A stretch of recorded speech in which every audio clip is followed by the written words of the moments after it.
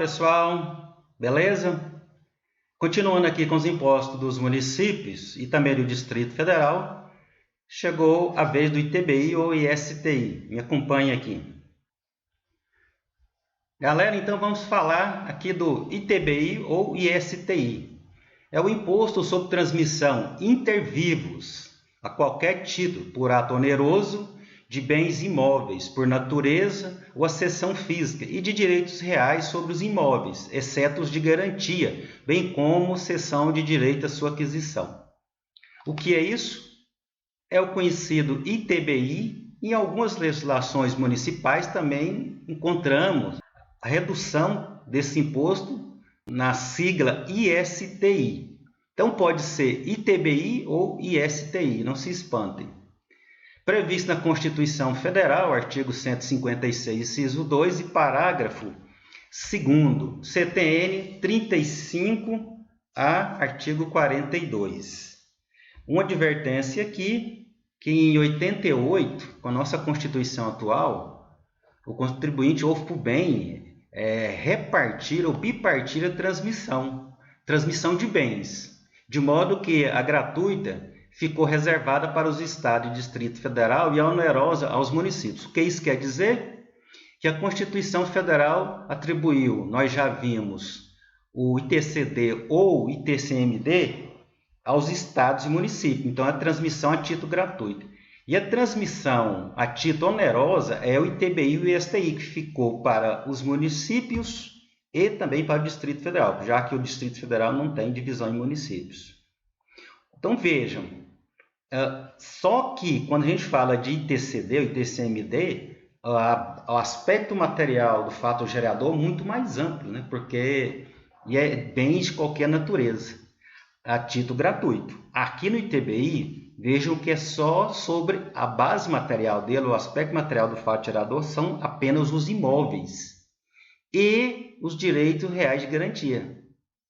Exceto, bens imóveis por natureza, seção física, e direitos reais sobre os imóveis, exceto os direitos de garantia, como, por exemplo, a hipoteca. Né?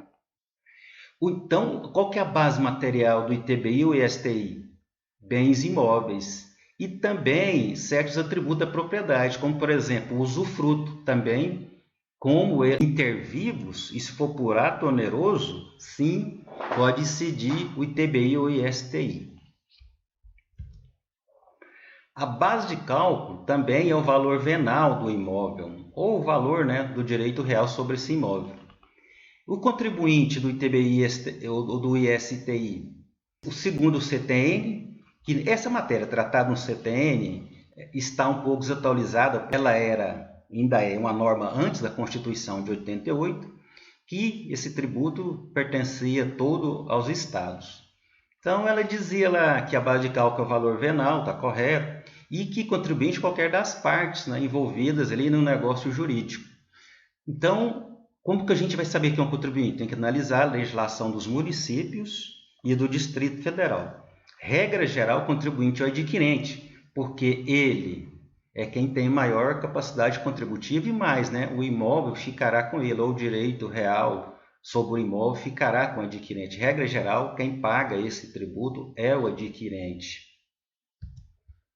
A Constituição Federal, no artigo aqui está escrito 159, mas é 156, inciso 1, cria uma norma de imunidade para o ITBI. Então, corrige, por favor, artigo 156 da Constituição Federal.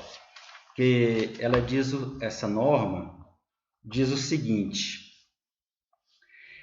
o 156.2, que é a própria previsão de transmissão intervivos de qualquer título por ato oneroso de bens imóveis, estão tratando o ITBI e o ISTI, e ele cria aqui no parágrafo 2º, então me corrijam aí, por favor, 156, parágrafo 2º, inciso 1, tá?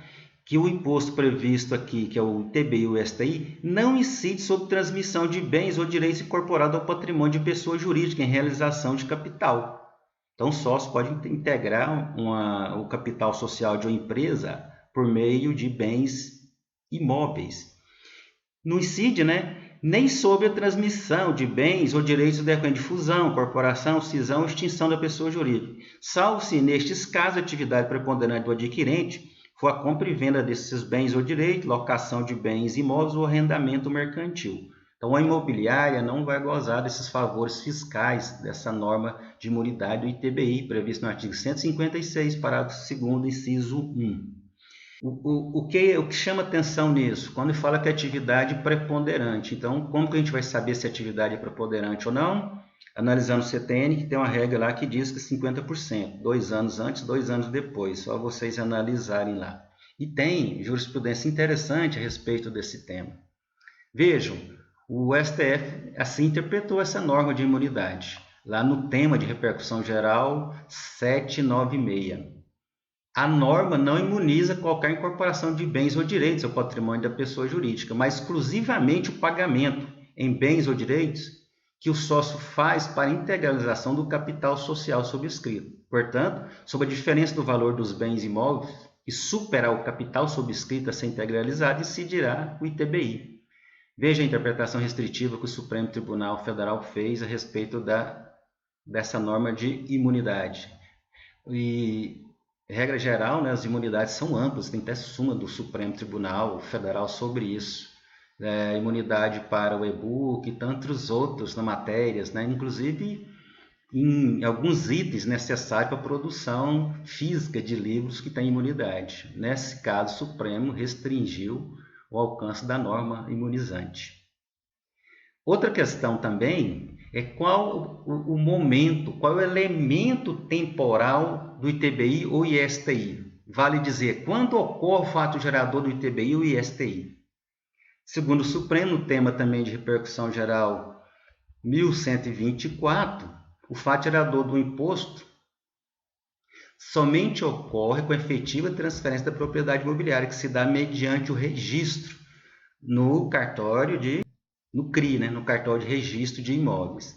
Por quê? Muitas normas municipais estabeleciam o elemento temporal do fato gerador do ITBI para, por exemplo, no momento que se registrasse um compromisso de compra e venda irretratável, sobretudo no momento que se lavrasse a escritura pública, O Supremo disse não, no Brasil se transfere propriedade de imóvel de acordo com o Código Civil, de acordo com a Lei de Registro Público, com registro no cartório de registro imobiliário, o que parece estar correto.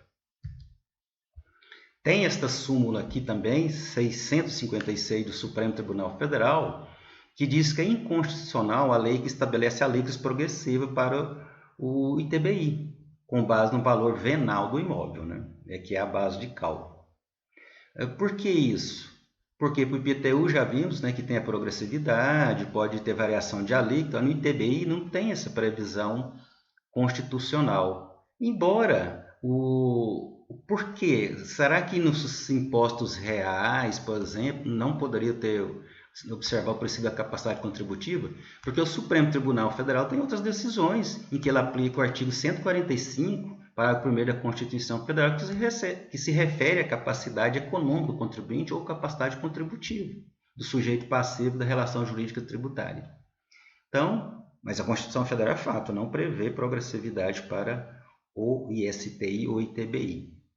Agora, um ponto que deve ser destacado, parece constitucional diferenciar a alíquota quando, por exemplo, ocorreu uma compra e venda de imóvel através do sistema financeiro, e as legislações estabelecem isso. Porque a restrição estabelecida pela súmula do Supremo diz que fala com base no valor venal, Quando há outra razão por trás, como por exemplo, uma pessoa que faz um financiamento imobiliário, regra geral tem menor capacidade contributiva, tanto que recorreu ou buscou o sistema financeiro nacional para poder financiar o imóvel, geralmente o imóvel residencial. Nesse caso, não parece constitucional diferenciar a alíquota quando a compra do imóvel for por meio do sistema financeiro aqui no Brasil, como, por exemplo, os bancos privados, Caixa Econômica Federal, que nesses casos, os municípios estabelecem uma alíquota menor. A alíquota do ITBI não é muito grande, não. No país varia assim, de 2%, regra geral, quando se contrata, quando se ocorre fato gerador em razão da aquisição de um imóvel pelo sistema financeiro da habitação, por exemplo, a alíquota é bem menor, chega em alguns casos a 0,5%. Pessoal, então, sobre ITBI e STI é isso. Espero que vocês tenham gostado. Complemente lá com o meu e-book publicado pela editora Mizuno. Analise as legislações municipais e do Distrito Federal. E compartilhe esse vídeo, se inscreva no nosso canal e até breve.